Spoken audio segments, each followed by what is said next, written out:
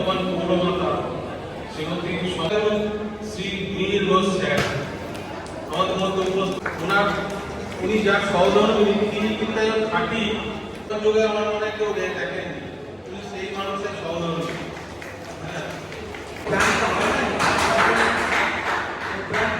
Charge করেছিল 3 লক্ষ টাকা, সেই সময় 3 লক্ষ টাকা দেওয়া আমাদের কাছে অনেকটা অসম্ভব ছিল, সেটা আমি ফ্রি করেছি। আমাদের 70,000 মিউনিসিপ্যালিটি চার্জেস করতে দেখা নেই, সুতরাং ওনার জন্যই এটা আমাদের কাছে তখন বিশাল প্রমাণ ছিল।